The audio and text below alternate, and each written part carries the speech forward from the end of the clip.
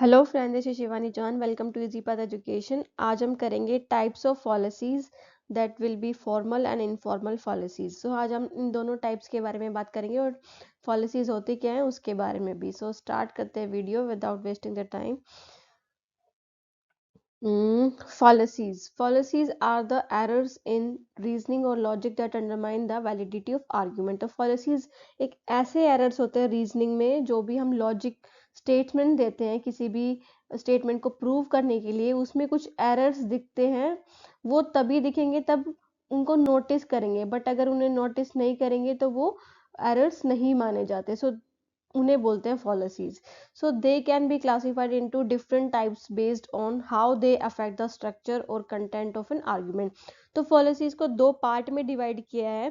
किस बेसिस पे? On the basis of structure and on the basis of content of an argument, कि किस तरह से fallacies हो सकती हैं। तो सबसे पहले अगर हम बात करेंगे कि स्ट्रक्चर के हिसाब से, अगर स्ट्रक्चर के हिसाब से बात करेंगे तो वो कहलाई जाएगी फॉर्मल fallacies। बट अगर हम बात करेंगे कंटेंट के बेस पे, कंटेंट में कॉन्टेक्स्ट में किसी में दिक्कत है, जब हम रीजन दे रहे हैं किसी स्टेटमेंट का, तो उन्हें बोलेंगे informal fallacies। So there are two types of fallacies। So बात करते हैं फॉर्मल fallacies की। तो फॉर्मल fallacies होती हैं these occurs when there is a flaw in the logical structure of an argument, की जब हम कोई भी आर्ग्यूमेंट प्रूव करने जा रहे होते हैं, कोई भी आर्ग्यूमेंट प्रूव करने जा रहे होते हैं, तो उसमें जो भी दिक्कतें आती हैं, उसमें जो भी हम फॉल्स चीजें कर देते हैं, गलत चीजें जो कि अननोटिसेबल होती हैं, तो उन्हें बोलते हैं, अगर हमें स्ट्रक्चर में कोई दिक्कत है तो वो फॉर्मल fallacies में। There are two types of formal fallacies। First one is affirming the consequent. So affirming the consequent means कि अगर हम ऐसी स्टेटमेंट बोल दें, जैसे इसमें लिखा है कि इफ ए देन बी, अगर ए होगा तो उसका मतलब बी भी होगा। तो अगर बी ट्रू होगा तो therefore A must be true. जैसे कि इसमें एग्जांपल लिया हुआ है कि इफ इट इज रेनिंग, कि अगर बाहर बारिश है तो ग्राउंड विल बी वेट। तो बाहर बारिश होगी तो क्या हो जाएगा? ग्राउंड जो है वो गीला हो जाएगा। तो इसी का उल्टा भी सही माना जाएगा according to this affirming the consequent fallacies। तो जो कि गलत होगा एक तरह से। तो इसका उल्टा क्या है? The ground is wet so it must be raining. तो इन्होंने क्या रीजन निकाल लिया इस पे कि ग्राउंड गीला है क्योंकि बारिश हो रही होगी। पर ऐसा जरूरी नहीं है कि ग्राउंड गीला है तो ग्राउंड गीला होने की वजह सिर्फ एक बारिश ही है ना। तो हम ऐसा नहीं कंक्लूड कर सकते कि अगर ए ट्रू है, अगर इफ ए देन बी है, तो इसका मतलब ये नहीं होगा कि B is true then A. ठीक है, B is true then A must be true, ऐसा जरूरी नहीं होता। So this is a policy because the ground could be wet for other reasons. तो इसमें क्या दिक्कत है? इसमें क्या गलत स्टेटमेंट दी हुई है, क्या गलत कंक्लूड करा है इन्होंने स्ट्रक्चर में, कि जो ग्राउंड है वो दूसरे रीजन से भी गीला हो सकता है। So this will be the affirming the consequent. So the next one is denying the antecedent. Denying the antecedent इसका उल्टा। ठीक है, इफ ए देन बी, अगर ए होगा तो बी, तो अगर ए नहीं होगा तो इसका मतलब बी भी नहीं होगा। ठीक है, for example if it is a dog it has 4 legs, कि अगर वो डॉग है तो उसकी 4 पैर है। पर अगर वो डॉग नहीं है तो उसके 4 पैर नहीं होंगे। तो ये भी क्या है, इसमें भी किस में दिक्कत है? लॉजिकल स्ट्रक्चर में दिक्कत है। सो इन्होंने इसका उल्टा है फॉर्मिंग द कॉन्सिक्वेंट का, कि अगर ए नहीं होगा तो बी भी नहीं होगा।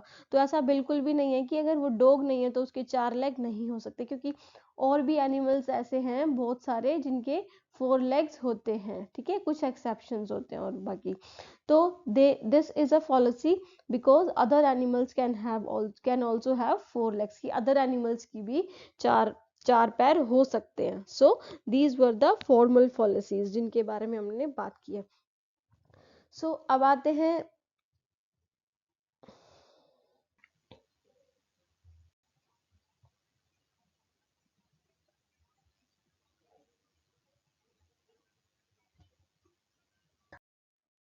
So the next one is informal fallacies. Informal fallacies are the fallacies which are related to content or context of the argument, कि जिसमें क्या चीज गलत हो, उस आर्ग्यूमेंट का कंटेंट गलत हो, या फिर उसमें जो लिखा हुआ है, लिखी हुई चीज है वो गलत हो, उसकी वजह से क्या हो रहा हो कि कुछ स्टेटमेंट में एक लॉजिकल स्टेटमेंट नहीं बन पा रही हो, ठीक है। So first one is ad hominem. Ad hominem is the informal fallacies, जिसको हम अटैकिंग द पर्सन भी बोलते हैं। सो इस पॉलिसी में क्या होता है, an argument is directed against the person making the claim rather than addressing the claim itself।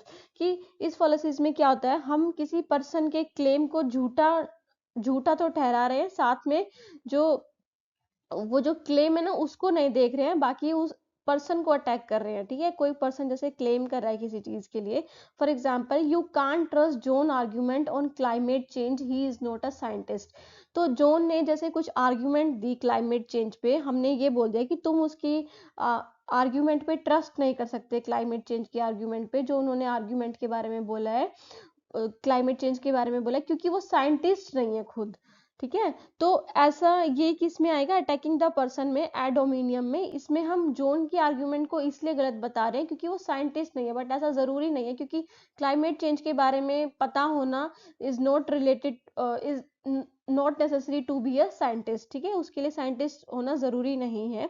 So this is the first informal fallacies, that is the attacking the person. इसमें हम पर्सन को attack कर रहे हैं, उसके claim को नहीं address कर रहे हैं, बल्कि उसके क्लेम को फॉल्स बता रहे हैं, ठीक है, क्योंकि उस पर्सन को ही गलत बता रहे हैं कि तुम वो नहीं हो। फॉर एग्जाम्पल अगर कोई पर्सन आपको सिर दर्द है ना, कोई पर्सन आपको बोले कि आप सिर दर्द के लिए मेडिसिन ले लो, जैसे पैरासीटामोल या फिर कोई भी मेडिसिन का नाम ले, तो दूसरा पर्सन बोलता है कि तुम इसके बारे में कैसे बता सकते हो, तुम थोड़ी डॉक्टर हो।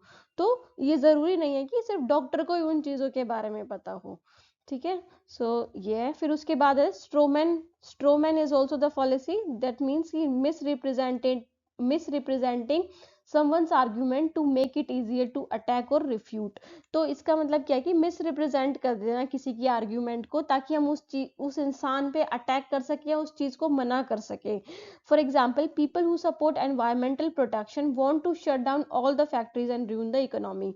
जैसे कि आपने देखा होगा इंडिया में भी काफी लोग ऐसा करते हैं कि किसी भी चीज को एड्रेस करने के बजाय वो क्या करते हैं, उसको गलत ठहराने लग जाते हैं। तो जैसे कि कोई कुछ इंसान जो एनवायरमेंटल प्रोटेक्शन की सपोर्ट की बात करते हैं, तो उनको ये बोल दिया जाता है क्योंकि ये एनवायरमेंटल प्रोटेक्शन की बात जो सपोर्ट कर रहे हैं वो सारी फैक्ट्रीज को बंद कराना चाहते हैं और हमारी इंडिया की इकोनॉमी को या फिर किसी भी कंट्री की इकोनॉमी को डाउन कराना चाहते हैं, इसलिए ये एनवायरमेंटल प्रोटेक्शन को सपोर्ट कर रहे हैं। So this is also the fallacy, कि इसमें क्या होता है कि मिस रिप्रेजेंट कर देते हैं किसी की आर्ग्यूमेंट को, ताकि हम उस आर्ग्यूमेंट जो उसमें बोला गया उसको ना देखते हुए उस पर्सन पे अटैक कर दे, या फिर उस पर्सन की बात है उसको झूठा ठहरा दे उसे। तो this miss represent the true argument of N environmental protection. तो इसमें क्या मिस रिप्रेजेंट हुआ है कि जो एनवायरमेंटल प्रोटेक्शन की बात हो रही है उसको क्या कर दिया गया, मिस रिप्रेजेंट कर दिया गया, मतलब गलत तरीके से दिखा दिया गया। So this is it. उसके बाद हम बात करते हैं appeal to authority. Appeal to authority is also the informal fallacy. It means using the opinion of an authority figure as evidence even if the authority is not an expert in the relevant field. ये तो हमने काफी जगह पे देखा है, जैसे कि आप एड में भी देखते हो या फिर कहीं पे भी, कि जो पर्सन उसका एक तरह से एक्सपर्ट ही नहीं है, वो दावा कर रहा है कि ये चीज तुम्हारे लिए बहुत ज्यादा अच्छी होगी। जैसे आपने एड में देखी होगी ना, टूथपेस्ट की एड इतनी सारी, तो टूथपेस्ट की एड कौन करता है, सेलिब्रिटीज करती है ना। तो क्या आपको लगता है कि वो सेलिब्रिटी को उनके बारे में पता होगा? सो ऐसा पर्सन दावा कर रहा है उस चीज की, और ऐसा पर्सन ऑथोरिटी ले रहा है जो उस चीज का एक एक्सपर्ट ही नहीं है उस फील्ड का।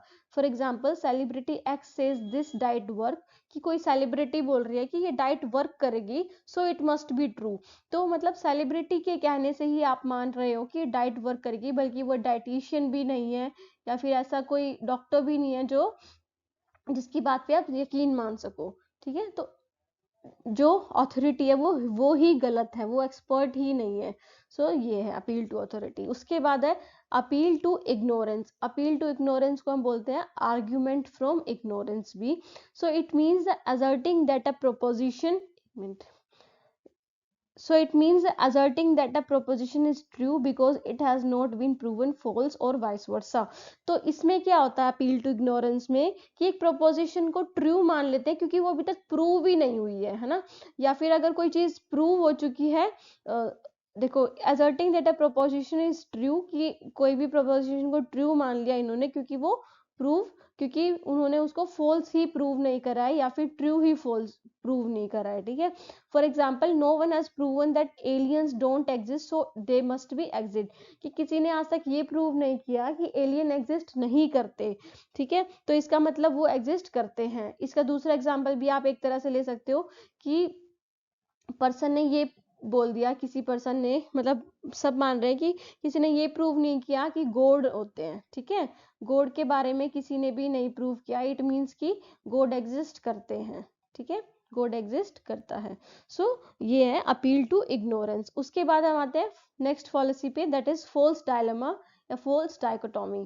तो it means presenting two options as the only possibilities when there may be others, कि कुछ ही ऑप्शंस को सिर्फ पॉसिबिलिटी बना देना, कि उसके अलावा तो इसके पास कोई और ऑप्शन ही नहीं है किसी बात को कंप्लीट करने के लिए।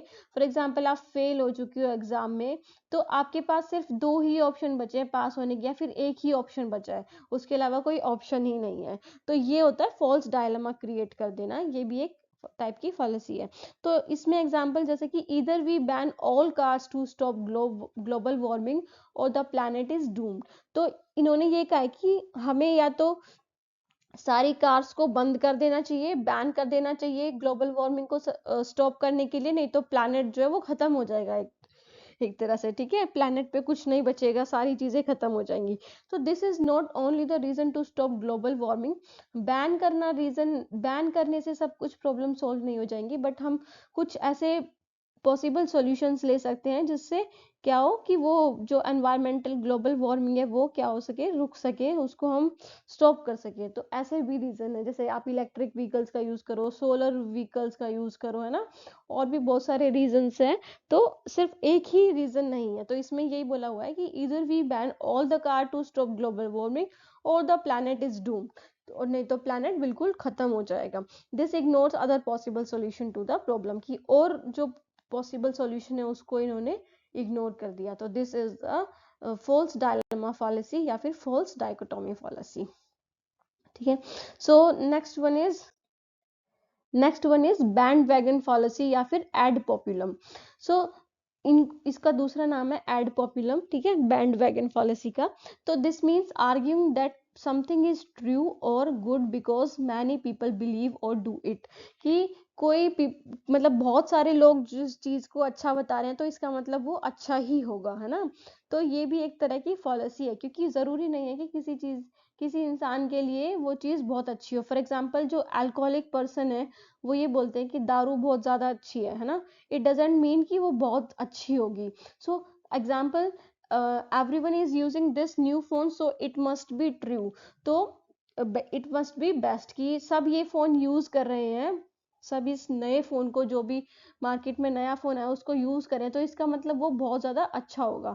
तो हम ये मान लेते हैं इस पॉलिसी में कि कुछ चीज ट्रू है और गुड है बिकॉज मैनी पीपल बिलीव और डू इट, क्योंकि बहुत सारे लोग उस पर बिलीव करते हैं, तो वो ट्रू ही होगी। So this is the ad populum और बैंड वैगन पॉलिसी।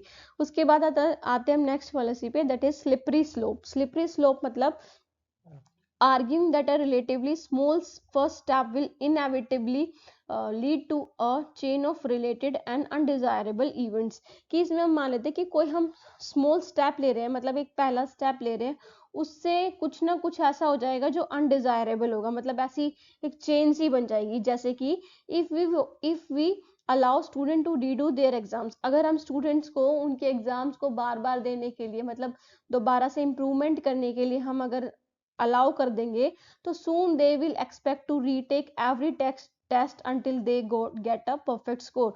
तो वो क्या करेंगे इस चीज से कि वो बार बार उस एग्जाम को देंगे जब तक उनके अच्छे मार्क्स नहीं आएंगे। तो इसमें क्या कर दिया, स्लिपरी स्लोप बना दी, एक रीजन, एक आर्ग्यूमेंट की वजह से पूरी आर्ग्यूमेंट को गलत कर दिया, मतलब उसका कंक्लूजन है वो गलत कर दिया गया, कि अगर हम बच्चों को दोबारा से एग्जाम में बैठने देंगे तो वो बार बार एग्जाम में बैठेंगे तब तक कि उनके अच्छे मार्क्स ना आ जाए। तो दूसरा एग्जाम्पल इसके बारे में है कि if you don't by this toothpaste, कि अगर हम जैसे फॉर एग्जांपल एड में दिखाते हैं कि अगर आप ये टूथपेस्ट बाय नहीं करोगे तो आपके दांतों में क्या हो जाएंगी, कैविटीज हो जाएंगी, और आप सारे जो दांत हैं आपके सारे दांत चले जाएंगे, टूट जाएंगे, ठीक है। So this is the slippery slope, की एक नेगेटिव या फिर एक अनडिजायरेबल चेन बना दी किसी स्टेप को लेने से पहले, ठीक है। सो ये उसके बाद है circular reasoning. Circular reasoning is the bagging the question. तो इसमें क्या होता है, सर्कुलर रीजनिंग बना देते हैं, मतलब कोई चीज अच्छे से प्रूव नहीं करते, उसका एक गोल सर्कल सा बना देते हैं, ठीक है। जैसे कि the conclusion is assumed in the premises leading to a circular argument. तो जो कंक्लूजन है ना वो प्रीमाइस में ही इसमें क्या मान लिया जाता है कि जो प्रीमाइस होती है, मतलब जो स्टेटमेंट होती है जिसके बेस पे हम कंक्लूजन करते हैं, कंक्लूजन निकालते हैं, तो उस प्रीमाइस को ही कंक्लूजन बना दिया जाता है इसमें, ठीक है। जिससे क्या होगा, सर्कुलर आर्ग्यूमेंट होगी, ठीक है। प्रीमाइस प्रीमाइस कंक्लूजन होगा, फिर कंक्लूज ही प्रीमाइस होगा, प्रीमाइस कंक्लूजन होगा, तो सर्कुलर वे में हो जाएगा वो। The conclusion is assumed to in the premise leading to a circular argument. For example, God exist because the Bible says so. जैसे कि एक प्रीमाइस बना दी इन्होंने कि गॉड एग्जिस्ट करता है क्योंकि बाइबल ये कहती है, और उसका जो इन्होंने कंक्लूजन बनाया वो क्या बनाया, and the Bible is true because God road it, है ना। तो इन्होंने क्या बोला कि बाइबल ट्रू है, बाइबल सही सच्ची है बिकॉज गॉड ने उसे बनाया है। तो फिर गॉड एग्जिस्ट करता है क्योंकि बाइबल कहती है ना। बाइबल सच्ची है क्योंकि गॉड ने उसे बनाया। तो एक जो हमें बेटर कंक्लूजन है वो नहीं मिल पाता, जो प्रीमाइस होता है उसी को ही कंक्लूजन बना दिया जाता है। सो दिस इज द क्या, बैगिंग द क्वेश्चन, ठीक है। So the next one is, तो ये थी फॉर्मल और इनफॉर्मल पॉलिसीज। इसके अलावा भी कुछ और पॉलिसीज होती है, उसके बारे में भी बात कर लेते हैं। ये सारी पॉलिसीज आपके एग्जाम पॉइंट ऑफ व्यू से काफी ज्यादा इंपॉर्टेंट है, क्योंकि हर बार पॉलिसी से रिलेटेड कोई ना कोई क्वेश्चन जरूर बनता है, ठीक है। और इन सब पॉलिसीज में से किसी से भी क्वेश्चन आ सकता है। So the other policies are equivocation. तो equivocation is the using a word with the multiple meanings in different part of argument. क्या होता है, using a word with multiple meaning, कि एक वर्ड का कोई इंसान दूसरा ही मीनिंग सोच लेता है। जैसे कई सारे ऐसे वर्ड्स होते हैं ना, फॉर एग्जाम्पल अगर आप बात करो कि राइट, ठीक है, राइट के भी दो मीनिंग होते हैं, कौन कौन से, एक तो सही और एक दूसरा वो डायरेक्शन वाला, ठीक है, कि राइट मुड़ना या लेफ्ट मुड़ना, दाएं या बाएं। तो दाया भी होता है उसका मतलब, और सही भी होता है। तो किसी एक वर्ड के जो मल्टीपल मीनिंग्स होते हैं in different part of argument leading to a misleading conclusion, तो उसका गलत मीनिंग समझ लेता है वो इंसान, या फिर वो स्टेटमेंट, उस स्टेटमेंट में उसका गलत वे में मीनिंग ले जाते हैं। जैसे कि for example, the sign said fine for parking here. एक साइन उन्होंने देखा कि मतलब जो कार वाले थे उन्होंने साइन देखा कि फाइन फॉर पार्किंग हेयर, ठीक है। तो उन्होंने क्या सोच लिया उसका, so I thought it meant it was okay to park. तो उन्होंने फाइन का मतलब सोच लिया सही वाला, ठीक है। और बट उधर साइन क्या कह रहा था उस फाइन को, कि आपको जुर्माना लगेगा अगर आप यहाँ पे पार्क करोगे कार। बट उन्होंने क्या सोच लिया उसमें, इस आर्ग्यूमेंट में क्या सोच लिया गया कि फाइन फॉर पार्किंग एयर, कि यहाँ पे पार्किंग करना सही है। सो दिस इज द इक्विवोकेशन, कि आप मल्टीपल मीनिंग्स यूज करके उस वर्ड को एक मिसलीडिंग कंक्लूजन बना देते हो।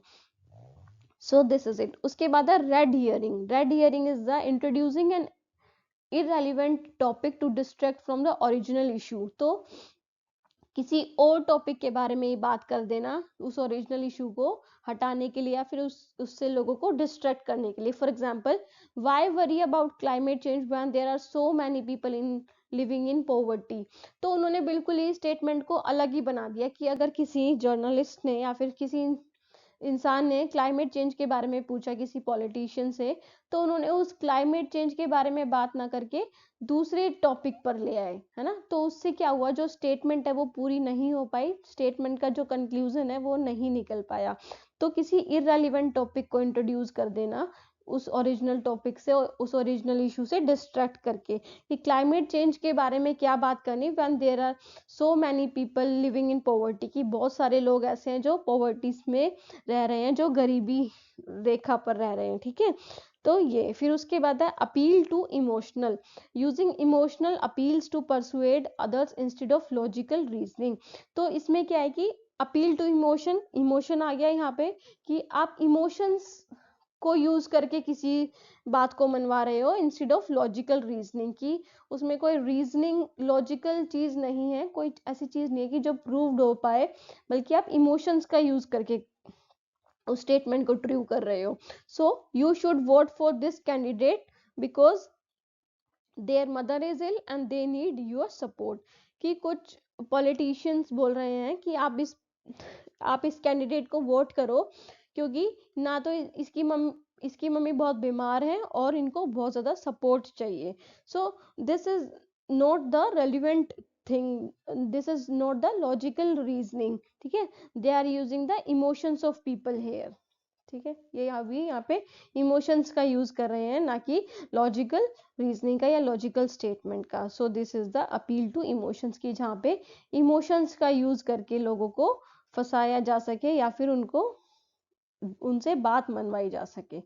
सो ये उसके बाद आते हैं हम, next one is post hoc ergo propter hoc, ठीक है, इसका मीन्स है after this therefore because of this. तो इसमें क्या है, assuming that because of one event follows another the first event cause the second. कि इसमें क्या अज्यूम कर लेते हैं, that because one event follows another, कि एक इवेंट हुआ उससे दूसरा इवेंट हो चुका, तो हम ये मान लेते हैं जो पहला इवेंट था वो दूसरे इवेंट की वजह से हो पाया।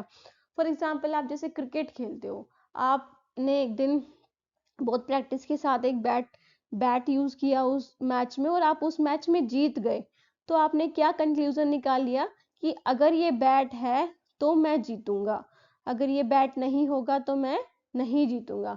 तो यही है कि आप उस इवेंट को, जैसे आप जीत गए तो आपने उस जीत को किससे रिलेट कर लिया, उस बैट से रिलेट कर लिया।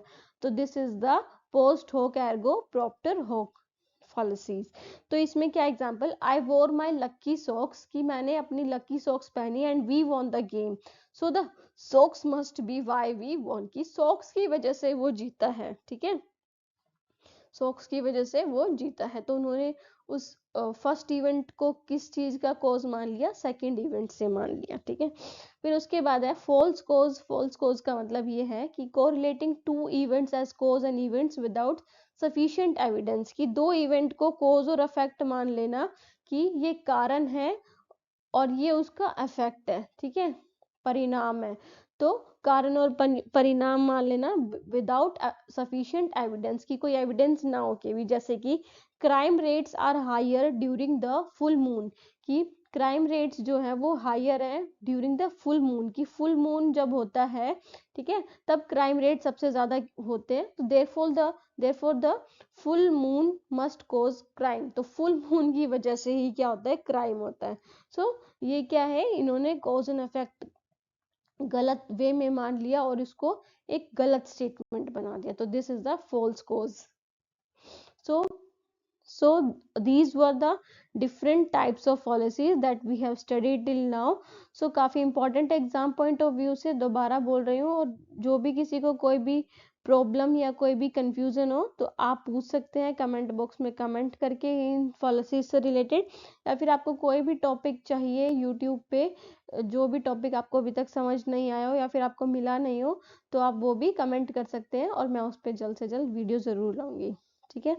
तो ये थी पॉलिसीज के बारे में, आज हमने पढ़ी to types of policies that were the informal and policies, informal policies और फॉर्मल पॉलिसीज। तो फॉर्मल पॉलिसीज में हमने टू टाइप्स पढ़े और इनफॉर्मल में हमने अप्रोक्सीमेटली 8 टाइप्स पढ़े हैं, ठीक है। उसके बाद हमने अदर पॉलिसीज के भी बारे में बात की थी। सो these all were very important policies that you have to study from your exam point of view. So students, thank you so much, have a nice day and take care, bye, goodbye.